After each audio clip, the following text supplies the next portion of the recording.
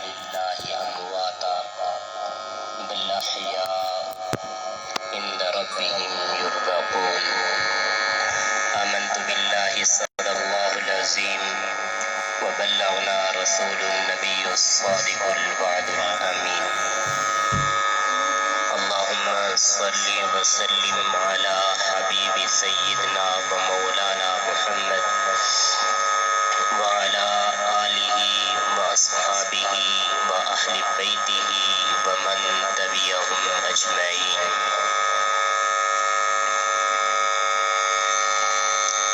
انتہائی واجب الاحترام بزرگوں اور ہونہار نوجوان بھائیوں، سماعت فرمانے والی میری اسلامی ماؤں بہنوں،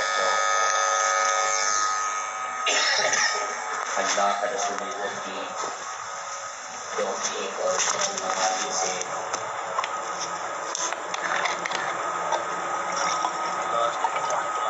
باعلیٰ بہتر ذکر میں ملنے کی سعادت نصیب ہوئی۔ اللہ تعالیٰ ہمیں ایسی بے شمار محفلیں زندگی میں بار بار عطا فرمائے۔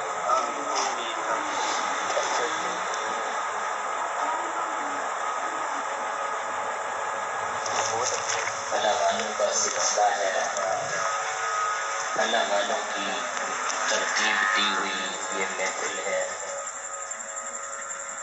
اللہ تعالیٰ اس محفل کو مزید ترقی نصیب فرمائے، اس میں درپیش ہونے والی رکاوٹوں کو اللہ پاک اپنے فضل سے دور فرمائے۔ دوستوں،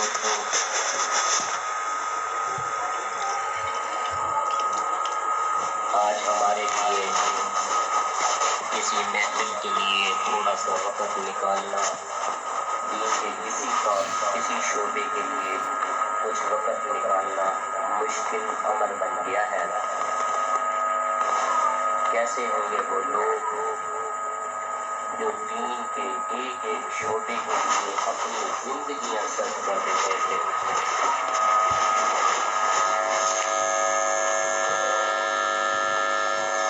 ہمارے اکابرین کے در پر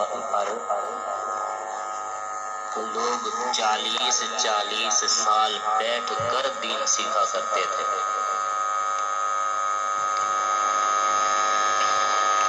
آج کمزوری یہاں تک غالب آ گئی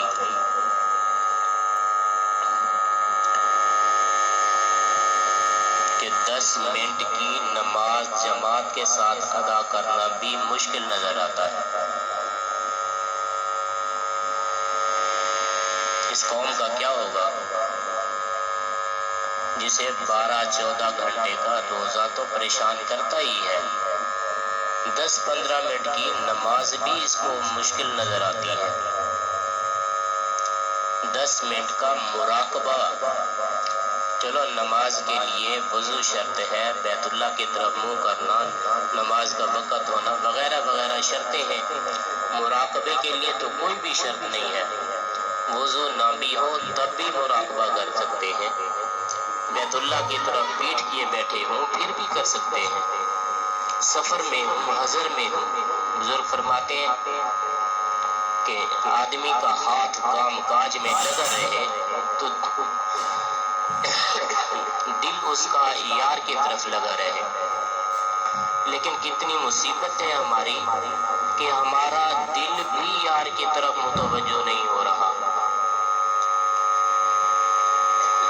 تو ہم دعائیں مانگتے ہیں کہ ہمیں ساتھ نصیب ہو جائے قبر میں قرآن پاک کا، محشر میں ہمیں ساتھ نصیب ہو جائے اولیاء اعظام کا، شہدائے کرام کا۔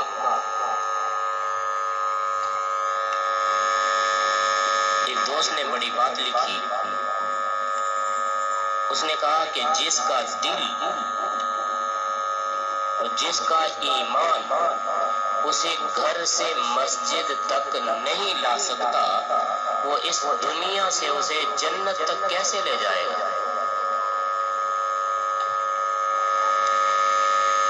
اور اصل میں یہ ہماری تربیت کا قصور ہے، ہماری تربیت صحیح نہیں ہے اور ہمارے ماحول کا قصور ہے۔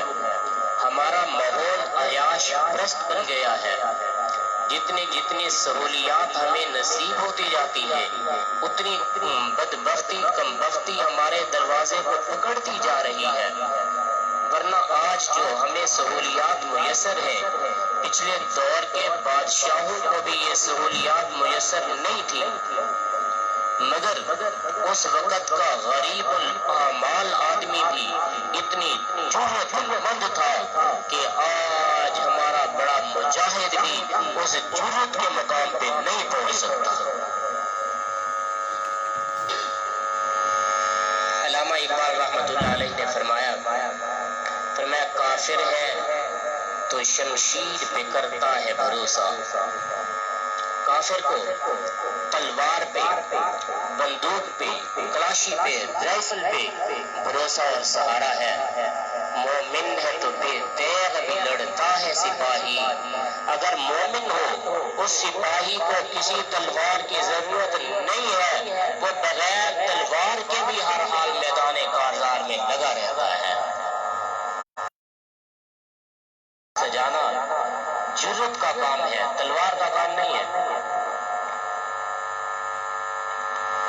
ہمیں تو ہمارا ایمان گھر سے مسجد تک نہیں لاتا، مدرسے میں ایک دن کے لیے بیٹھنا ہمیں گوارا نہیں ہے کہ ہم یہ سن لیں، اکابر سے سمجھ لیں کہ شریعت کا معنی کیا ہے اور شریعت وہ کیسی اہم چیز ہے جس پر ہزاروں اکابرین کی، لاکھوں اولیاء اعظام کی اور کئی ہزاروں صحابہ کرام کی جانیں صرف ہوئی ہیں، جس کی خاطر پیغمبر علیہ السلام نے بنفس نفیس اپنے آپ کو پیش کیا ہے کفر کے سامنے۔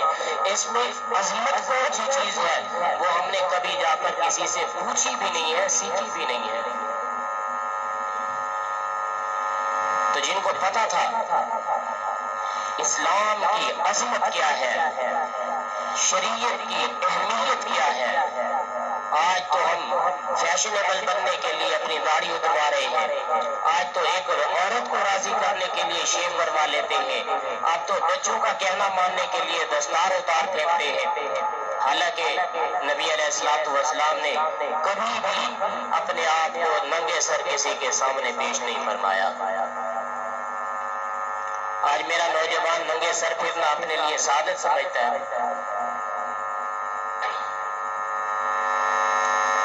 شریعت میں کہتے ہیں جو ننگا سر پھرے وہ آوارہ گرد ہے۔ آوارہ گرد سے مراد یہ ہے کہ وہ اس طرح کا آوارہ ہے، اگر کہیں اس کی گواہی کی ضرورت پڑ جائے تو اس کی شہادت بھی نہیں مانی جائے گی، گواہی بھی نہیں دی جائے گی اس کی کہ ہے ہی آوارہ گرد۔ محبوب تو واش روم میں، لیٹرین میں، بیت الخلا میں ننگے سر نہیں گیا، میرے نوجوان تو مسجد میں بھی ننگے سر نماز پڑھتے ہیں۔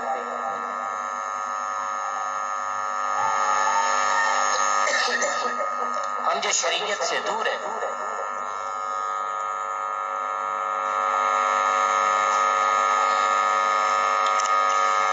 وجہ یہ ہے کہ ہمیں شریعت کی اہمیت کا علم نہیں ہے، اور جن کو شریعت کی اہمیت کا علم تھا اب یہاں کے رہنے والے ہیں، ایمانداری سے بتائیں کوئی آپ میں سے ایسا بھی ہے جس کا دل سال بھر میں ایک مرتبہ بھی ایسا نہ کہتا ہو کہ اللہ مجھے مدینہ دکھا؟ کوئی ہے جس کو مدینے کی تڑپ نہ ہو، جس کو کعبۃ اللہ دیکھنے کی فکر نہ ہو؟ کوئی ہے ایسا؟ تو میں پوچھتا ہوں وہ جو کعبۃ اللہ میں رہتے تھے، جنہیں روضہ رسول اللہ کا سایہ نصیب ہوا کرتا تھا، وہ لوگ آج مکے میں نہیں ہیں، مدینے میں نہیں ہیں، وہ پوری دنیا میں پھیل گئے ہیں، یہاں تک کہ چین کی دیواروں کے نیچے آرام کر رہے ہیں، افریقہ کے صحرا میں جنگلات میں آرام کر رہے ہیں، اور آپ کے پاکستان کے کون کون سے وہ شہر ہیں جو قریب قریب ہوں اور ان میں صحابہ کرام داخل نہ ہوں یا آرام نہ فرما رہے ہوں؟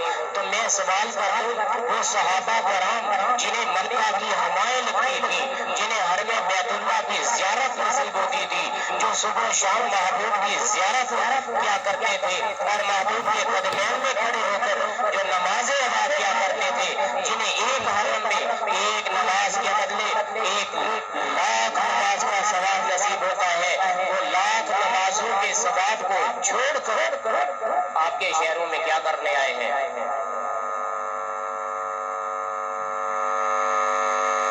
اور میں آپ کو لے چلوں اس جگہ پر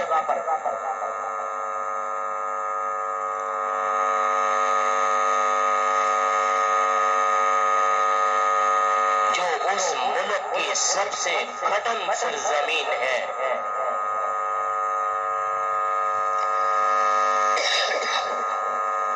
جہاں انسان جانا تو دور ہے، جانور بھی جانا پسند نہیں کرتے۔ گرمی کا یہ حال کہ ریت ہی ہو، سرزمین لوہے سے بھی زیادہ گرم ہو رہی ہے۔ دشمن فوجیں ایک مختصر قافلے کا گھیراؤ کرتے ہوئے، ان کو سنبھالتے ہوئے اور راستے کو تنگ کرتے ہوئے آ رہی ہے، اور یہ قافلہ لا علم قافلہ ہے۔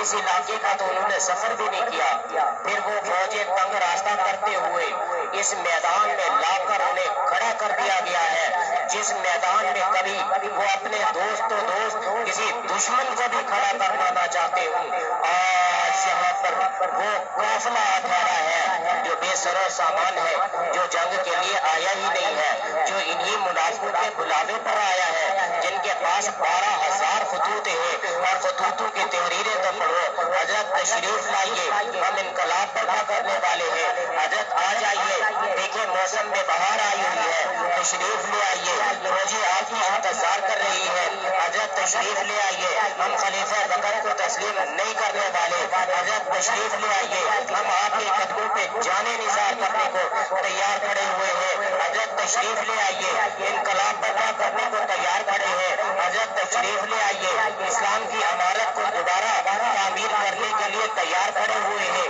یہ باغبانیاں دکھا کر، انہیں گلدستے دکھا کر، انہیں بار بار خدا کی قسمیں دے کر، رسول کی قسمیں دے کر، اہل بیت کی عظمت کی یاد دلا کر، بار بار اسلام کا واسطہ دے کر انہیں بلایا گیا ہے۔ حضرت سیدنا عبداللہ ابن عباس رضی اللہ تعالیٰ عنہ، جو پیغمبر علیہ السلام کے چچا زاد بھائی ہیں، مفسر قرآن ہے، عظیم صحابی رسول ہے، اور حضرت امام حسین کے رشتے دار ہیں، وہ ان کے گھوڑے کے آگے جا کر سو رہے ہیں، کہتے ہیں امام حسین میں آپ کو منع کرنا چاہتا ہوں، اس طرف نہیں جانا چاہیے آپ کو، یہ لوگ دھوکے والے ہیں، راغدار ہیں، انہوں نے آپ کے والد گرامی کو شہید کیا تھا، انہوں نے آپ کے بھائی کو مسلح سے ہٹا دیا تھا، مسلح سے پکڑ کر کھینچا تھا، یا مذل المومنین کہا تھا، اور مسجد سے باہر نکال دیا تھا، یہاں تک کہ ان کو زہر کا پیالہ دے دیا تھا۔ میں روکتا ہوں کہ تمہیں آپ کو جانا بھی ہے، پھر بھی آپ میری جان کے اوپر سے اپنے گھوڑے کو گزرائے، میری جان کے اوپر اپنی سواری کو دوڑا کر جائے، تاکہ میرے جسم کے خون کا ایک قطرہ آپ کو پیچھے سے پکارے کہ حسین کوفہ کی طرف نہ جاؤ، وہاں منافق لوگ ہیں، ہمیں نظر آ رہا ہے۔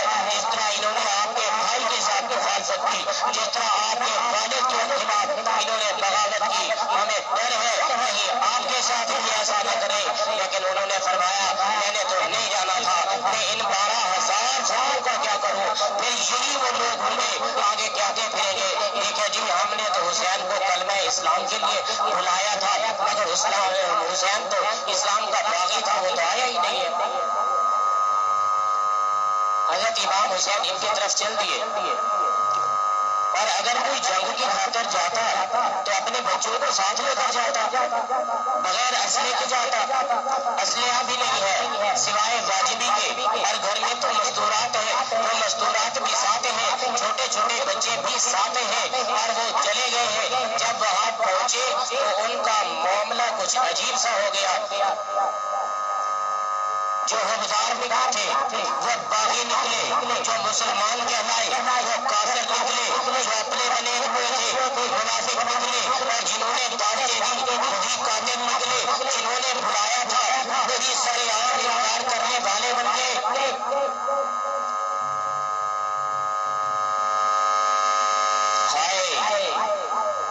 زمین کیوں نہیں پھٹی، آسمان کیوں نہیں ٹوٹا، وہ لوگ زمین میں غرق کیوں نہیں ہوئے جنہوں نے اس شہزادے کے اپنے ظلم کے وار کیے، جس شہزادے کی جسم کو پیغمبر علیہ السلام سونگھا کرتے تھے۔ کسی نے پوچھا یا رسول اللہ سونگھتے کیوں ہو؟ چومنا تو سمجھ آتا ہے، سونگھنا کیا ہے؟ حضور نے فرمایا سونگھتا اس لیے ہوں کہ اس سے سونگھتا اس لیے ہوں کہ اس سے جنت کی خوشبو آتی ہے۔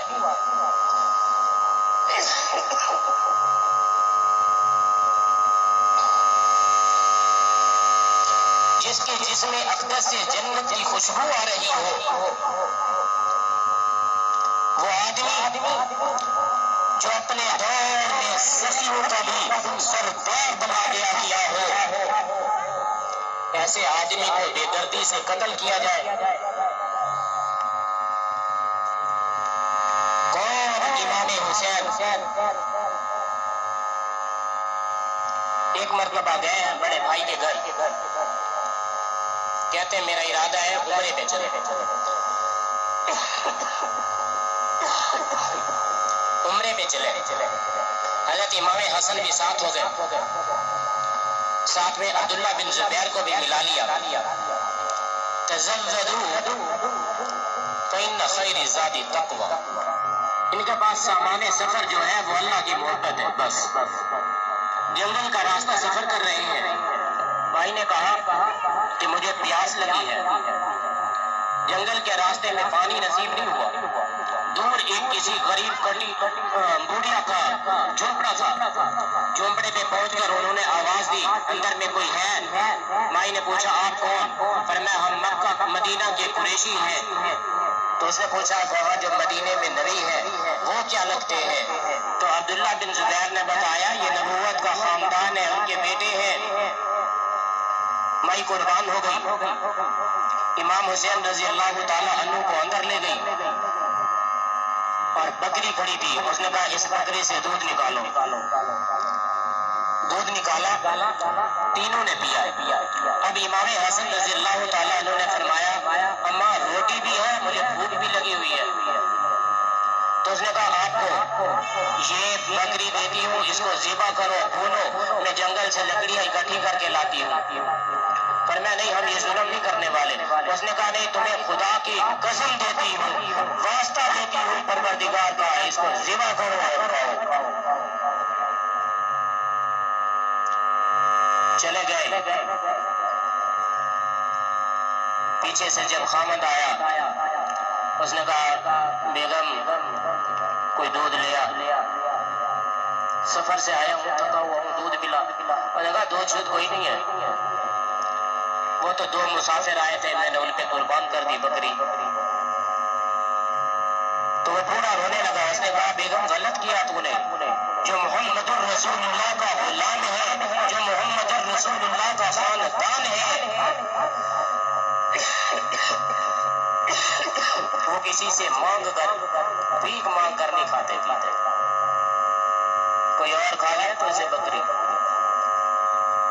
جناب ایسا نہیں ہے، وہ اپنے چہرے سے بتا رہے تھے کہ سچے لوگ ہیں اور سچے کے خاندان میں سے ہیں۔ اب کیا ہوگا؟ 10 دن گزرے، 20 دن گزرے، مہینہ 2 مہینہ گزر گئے، بکری تو وہی ایک تھی، اب تو گزارا مشکل ہو گیا۔ دونوں نے طے کیا کہ فاقوں سے مرنے سے بہتر ہے کہ شہر کے طرف سفر کر جائیں اور وہاں سے کچرا اکٹھا کریں، چنے اور چن کر بیچیں گے، بیچ کر روٹی کھائیں گے۔ آج کی طرح کیا لے کہ وہ خالی بوتلیں لیں گے، 3 ڈبے پڑے ہوں گے، وہ اٹھائیں گے اور کچرے والوں کو دیں گے، پھر پیسے جو ملیں گے ہوٹل سے روٹی لے لیں گے۔ دونوں شہر کے ایک مقام پر آئے اور انہوں نے طے کیا کہ اسی جگہ لیٹنا ہے۔ اب لڑکی عورت اس راستے پہ چلی گئی اور مرد اس راستے پہ چلا گیا۔ تو جس راستے پہ عورت گئی اسی راستے پہ گھر تھا امام حسین کا۔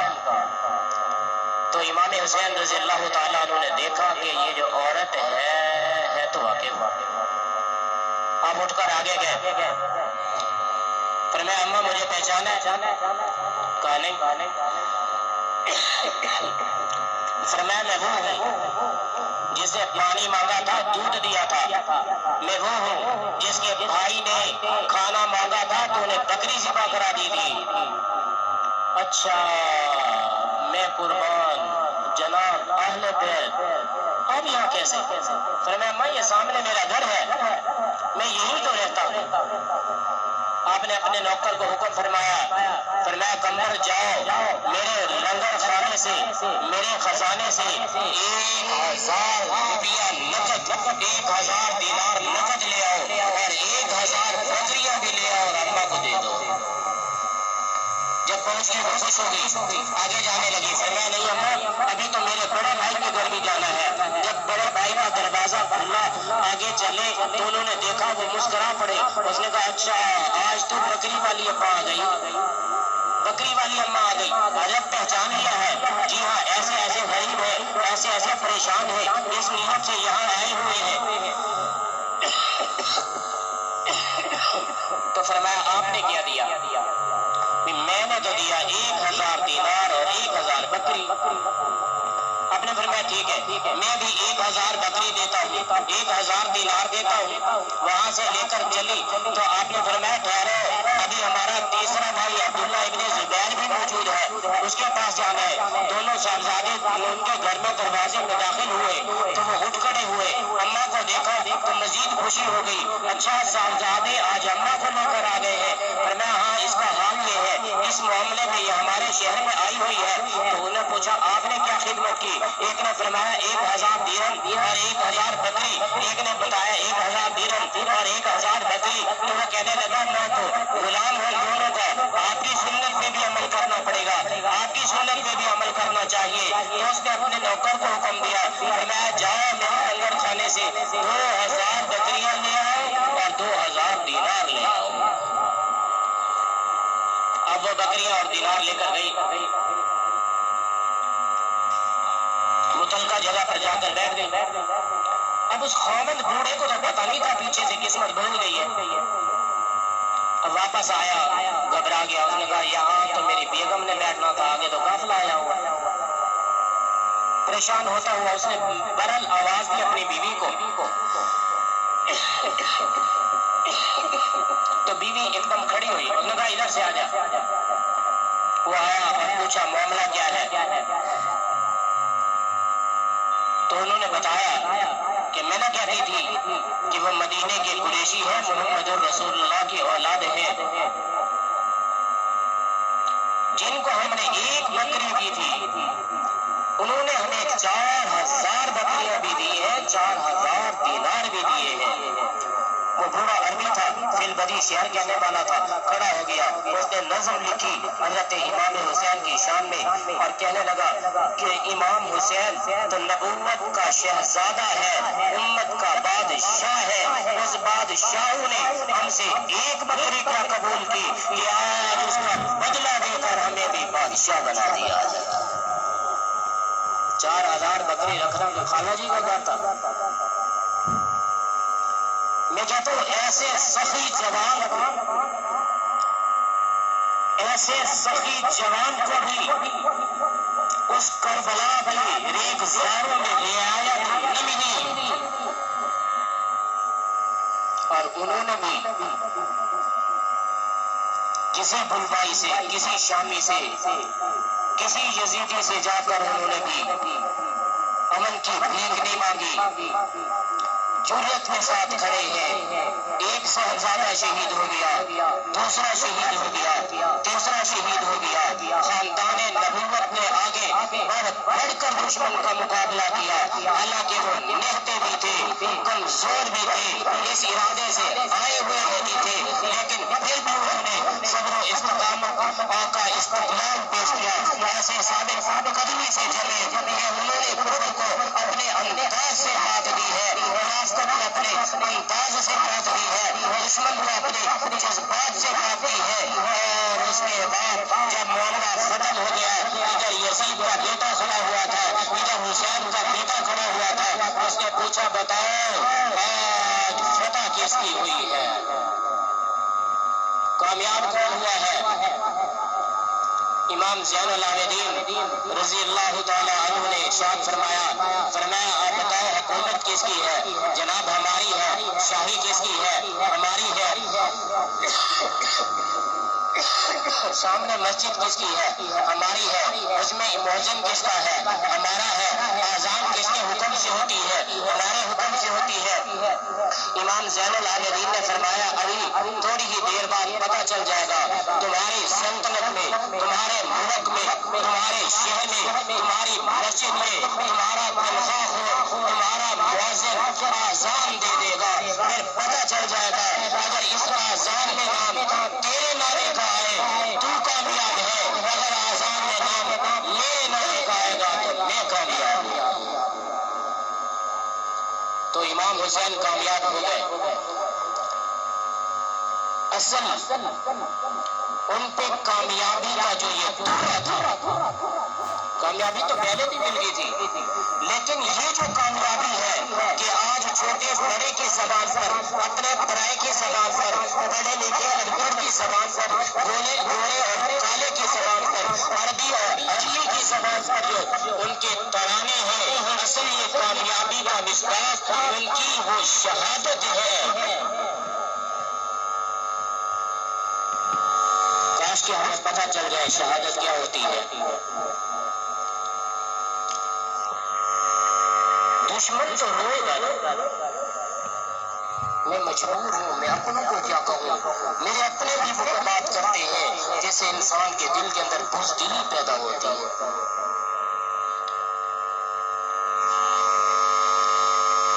یہ ظلم تشدد بزدلی کے لیے نہیں ہے، عظمت کے لیے ہے، کامیابی کے لیے ہے۔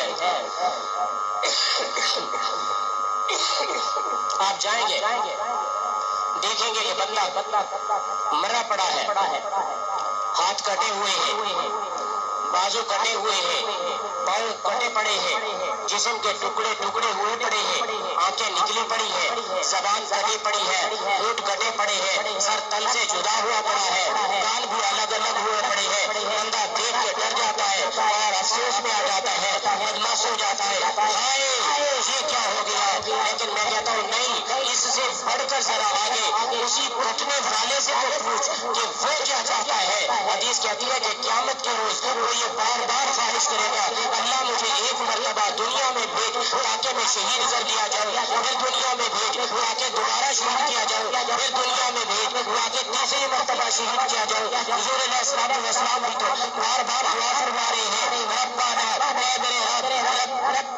میرے رب کہ مجھے دنیا میں قتل فرما، پھر مجھے شہادت کی زندگی عطا فرما، ثم اقتل ثم احیا ثم اقتل ثم احیا ثم اقتل۔ 7 مرتبہ پیغمبر دعا فرما رہے ہیں اللہ مجھے شہادت کی موت دے، پھر زندگی دے، پھر شہادت کی موت دے، پھر زندگی دے۔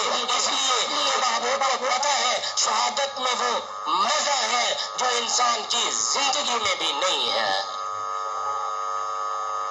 شہادت میں کیا مزہ ہے جو تیری زندگی میں بھی نہیں ہے۔ اس شہادت کی موت پہ تو روئے اور سینہ کو بھی کرے اور ہائے افسوس کہے، اور جنہوں نے اپنا سب کچھ لٹا دیا ہائے نہ کی وہ تو مبارکباد کے مستحق ہیں۔ اور اللہ رب العزت نے ان شہیدوں کے لیے حکم فرمایا ہے کہ جو اللہ کے راستے میں قتل ہو جائے اس کو مردہ بھی نہ کہو بلکہ وہ زندہ ہے اور اپنے رب سے رزق لیتا ہے۔ آگے شرط فرمائی ہے کہ تمہیں شعور نہیں ہے کیسے لیتا ہے۔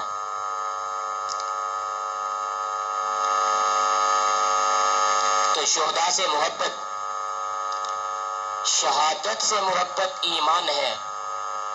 اور محبوب فرماتے ہیں کہ جس نے کبھی بھی دل میں جہاد کا جذبہ نہ رکھا ہو، کبھی بھی شہادت کی تمنا نہ کی ہو، تو اللہ کو کوئی ضرورت نہیں وہ مسلمان ہو کر مرے یا یہودی ہو کر مرے۔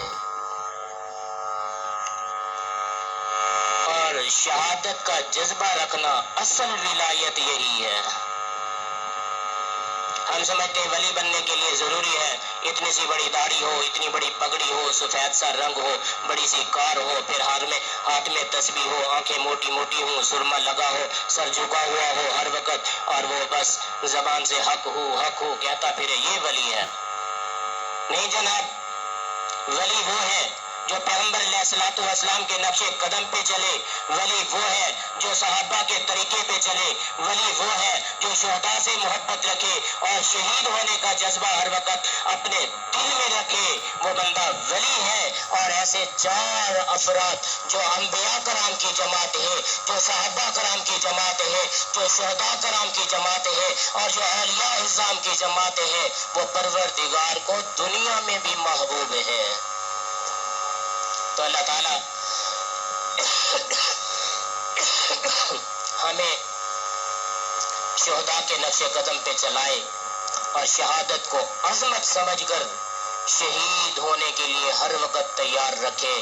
وما علینا الا البلاغ المبین۔